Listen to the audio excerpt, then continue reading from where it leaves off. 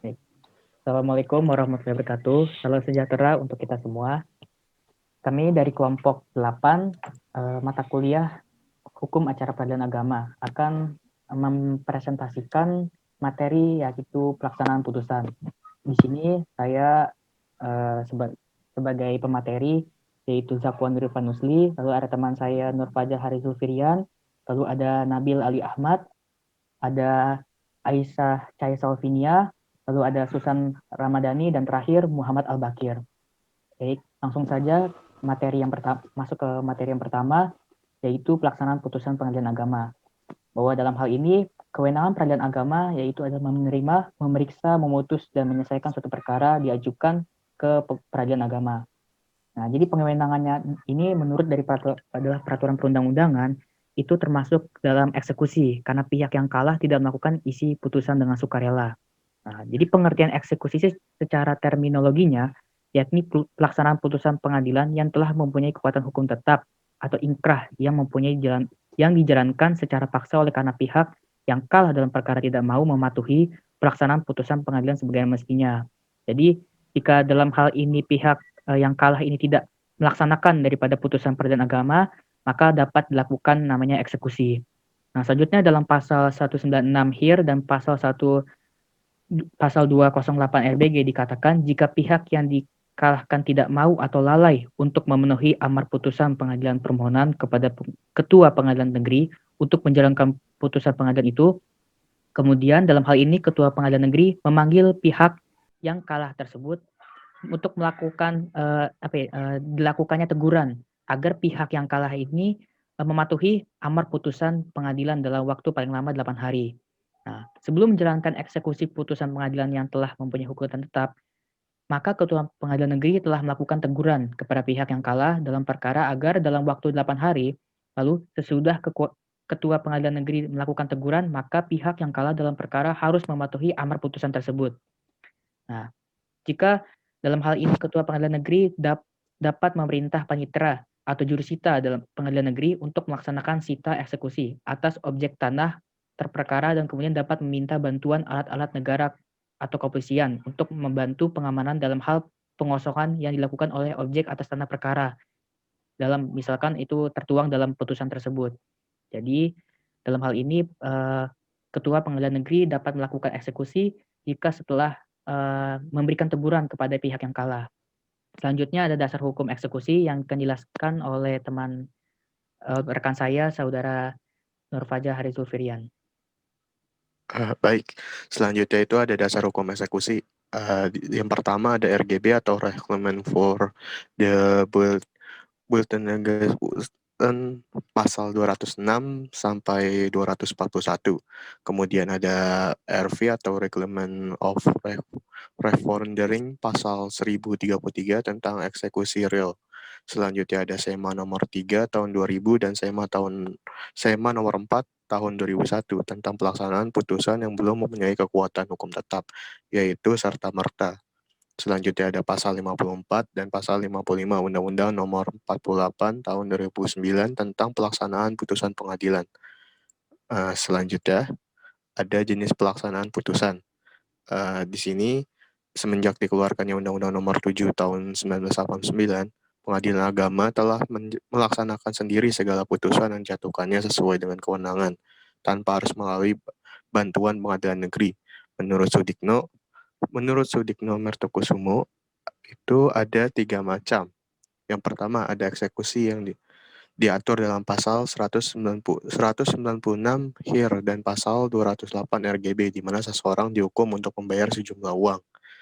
Kemudian adanya eksekusi yang diatur di dalam pasal 225 HIR dan pasal 259 RGB, di mana seseorang dihukum untuk melaksanakan suatu perbuatan. Selanjutnya akan dilanjutkan oleh rekan saya, Nabil. Baik, poin yang ketiga ialah putusan yang menghukum salah satu pihak untuk mengosongkan suatu benda tetap yang disebut eksekusi real yang diatur dalam pasal 1033 RV. Yang dimaksudkan eksekusi real dalam keputusan pasal 1033 RV adalah dilaksanakan putusan yang memerintahkan pengosongan atas benda tidak bergerak Dalam praktik di pengadilan, tergugat yang dihukum untuk mengosongkan benda tidak bergerak tersebut setelah terlebih dahulu ditegur untuk mengosongkan dan menyerahkan benda tidak bergerak tersebut kepada penggugat selaku pihak yang dimenangkan. Sementara dalam bukunya, Sulaikin Lubis dan kawan-kawan menambahkan satu lagi bentuk eksekusi, yaitu eksekusi real dalam bentuk penjualan lelang, yang terdapat dalam pasal 200 ayat 1 HIR, pasal 218 ayat 2 RBG, mengenai cara melakukan penjualan barang-barang yang disita dalam hal pelaksanaan eksekusi real dalam bentuk penjualan lelang. Lalu selanjutnya, isi ketentuan pokok pasal 200 ayat 1 HIR dan pasal 218 ayat 2 RBG. Poinnya ialah urutan-urutan barang yang akan dilelang ditunjuk oleh yang terkena lelang jika ia mau. Lalu selanjutnya penjualan dilakukan dengan pertolongan kantor lelang. Selanjutnya jika jumlah yang harus dibayar menurut putusan dan biaya pelaksanaan putusan dianggap telah tercapai, maka pelanggan segera dihentikan. Barang-barang selebihnya segera dikembalikan kepada yang terkena lelang. Selanjutnya, sebelum pelelangan terlebih dahulu harus diumumkan menurut kebiasaan setempat dan baru dapat dilaksanakan 8 hari setelah penyitaan. Selanjutnya, jika yang dilelang menyangkut benda tidak bergerak lebih dari 1.000, harus diumumkan 1 kali dalam surat kabar yang terbit di kota itu paling lambat 14 hari sebelum pelelangan. Selanjutnya, jika yang dilelang termasuk benda yang tidak bergerak, maka harus diumumkan dalam 2 kali dengan selang waktu 15 hari. Selanjutnya, jika harga lelang telah dibayar, kepada pembeli diberikan kwitansi tanda lunas. Dan selain itu pula hak atas barang tidak bergerak tersebut beralih kepada pembeli. Yang terakhir, orang yang terkena lelang dan keluarganya serta sanak saudaranya harus menyerahkan barang tidak bergerak itu secara kosong kepada pembeli. Selanjutnya akan dijelaskan oleh rekan saya. Baik, yang selanjutnya adalah putusan yang dapat dieksekusi. Yang mana putusan yang dapat dieksekusi ini memenuhi syarat yang dapat dieksekusi, yaitu yang pertama putusan yang telah berkekuatan hukum tetap, yaitu putusan pengadilan agama yang diterima oleh kedua belah pihak yang berperkara, putusan perdamaian, putusan verstek, dan terhadapnya tidak diajukan verstek atau banding. Nah, kemudian ada putusan yang tidak dijalankan dengan sukarela. Nah, walaupun putusan ini telah diberi peringatan oleh Ketua Pengadilan Agama karena tampil dan berfungsi sebagai eksekusi dalam suatu perkara. Nah, apabila pihak tergugat tidak bersedia menanti dan menjalankan putusan secara sukarela, salah satu prinsip eksekusi adalah menjalankan secara paksa. Lalu yang ketiga yaitu putusan yang bersifat kondemnatoir, yang mana putusan ini yakni putusan yang amar atau diktumnya ini mengandung unsur penghukuman, dan hukuman yang dijalankan tersebut berupa tindakan hukum yang mesti ditaati atau dijalankan dan dipenuhi tergugat. Dan setiap putusan yang bersifat kondemnatoir dengan sendirinya melekat kekuatan hukum eksekutorial. Nah, oleh karena itu, putusan tersebut dapat dieksekusi apabila pihak tergugat tidak mau menjalankan putusan secara sukarela. Nah, lalu yang keempat adalah eksekusi atau perintah perintah di bawah pimpinan Ketua Pengadilan Agama, yakni pengadilan agama yang menjatuhkan putusan tersebut, atau pengadilan agama yang diberi delegasi wewenang oleh pengadilan agama yang memutuskannya. Nah, dan yang berwenang melaksanakan eksekusi hanyalah pengadilan tingkat pertama. Pengadilan tinggi agama itu tidak berwenang melaksanakan eksekusi. Baik, selanjutnya rekan saya akan menjelaskan. Baik, selanjutnya adalah macam-macam putusan penyitaan dan tata cara sita eksekusi.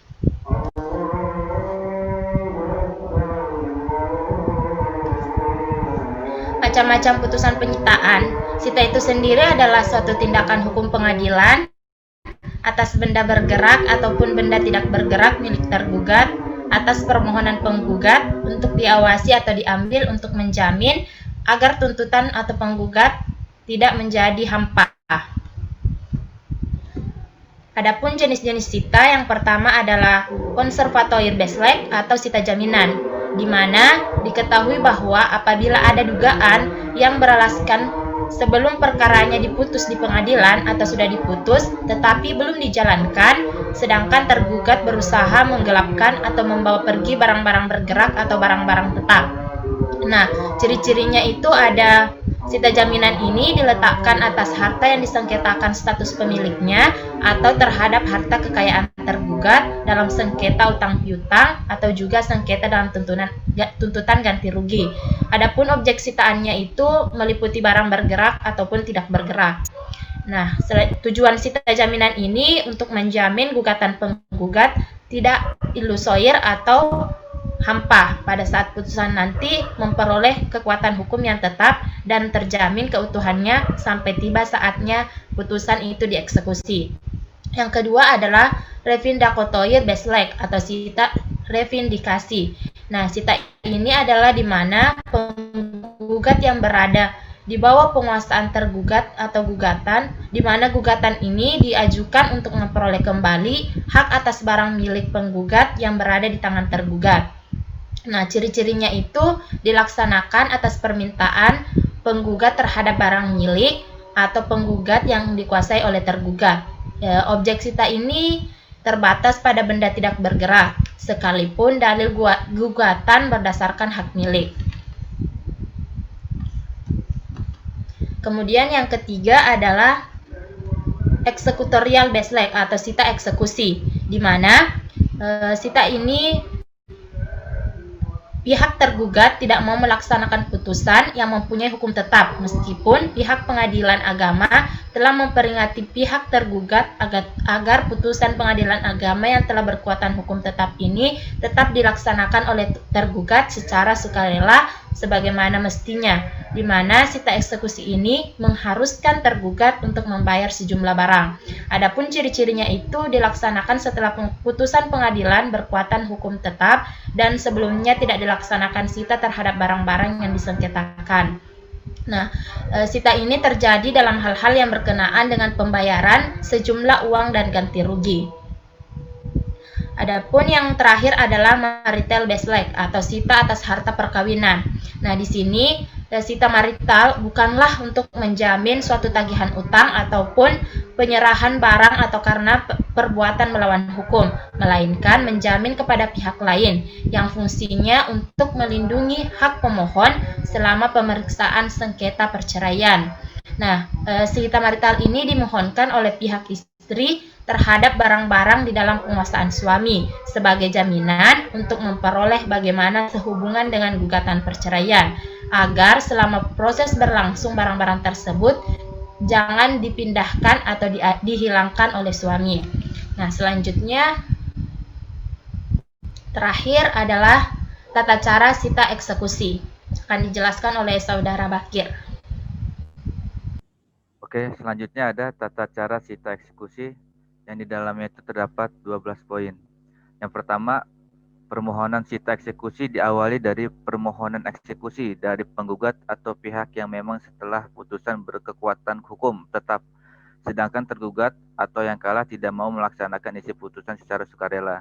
Poin kedua, pemanggilan terhadap tereksekusi untuk diberi teguran apabila tereksekusi dipanggil tidak hadir dan ketidakhadirannya beralasan, maka tereksekusi dipanggil sekali lagi untuk di-unmanning. Poin ketiga, apabila tereksekusi ketidakhadirannya tanpa alasan yang sah, maka ketua pengadilan agama dapat langsung mengeluarkan perintah sita eksekusi dengan membuat penetapan yang intinya memerintahkan jurusita dan jurusita pengganti untuk melaksanakan sita eksekusi. Poin keempat, apabila tereksekusi hadir dalam panggilan tersebut, maka ketua pengadilan agama mengadakan sidang insidentil didampingi panitera sidang yang intinya menegur tereksekusi supaya melaksanakan isi putusan dengan memberi kesempatan selama 8 hari. Poin kelima, panitera sidang membuat berita acara apabila dalam waktu 8 hari tereksekusi tidak melaksanakan isi putusan secara sukarela, maka ketua pengadilan agama membuat penetapan yang isinya memerintahkan kepada jurusita atau jurusita pengganti pelaksanaan sita eksekusi terhadap objek sengketa. Poin ke-6, jurusita atau jurusita pengganti sebelum melaksanakan penyitaan sebaiknya memberitahukan kepada kepala desa atau kepala lurah dan termohon sita. Poin ke-7, penyitaan dilaksanakan di tempat letak barang tersita. Poin ke-8, jurusita atau jurusita pengganti melaksanakan penyitaan didampingi 2 orang saksi dan membuat berita acara sita eksekusi. Poin ke-9, jurusita atau jurusita pengganti menyerahkan salinan berita acara sita kepada tereksekusi, pemohon eksekusi, dan ketua pengadilan agama serta kepala desa atau lurah untuk diumumkan. Poin ke-10, jurusita atau jurusita pengganti mendaftarkan penyitaan tersebut kepada BPN jika barang yang disita berupa tanah yang bersertifikat dan mendaftarkan kepada kepala desa atau lurah jika berupa tanah yang belum bersertifikat, serta mendaftarkan ke kepolisian bila yang disita berupa kendaraan bermotor. Poin ke-11, penjagaan barang sitaan diserahkan kepada tersita atau ke tempat lain yang dianggap lebih aman. Terakhir, poin ke-12, setelah objek sengketa diletakkan sita eksekusi, maka proses selanjutnya adalah eksekusi melalui proses pelelangan dengan bantuan Kantor Pelayanan Kekayaan Negara dan Lelang atau disingkat dengan KPKNL. Mungkin sekian presentasi dari kelompok kami, kurang lebih mohon maaf. Assalamualaikum warahmatullahi wabarakatuh.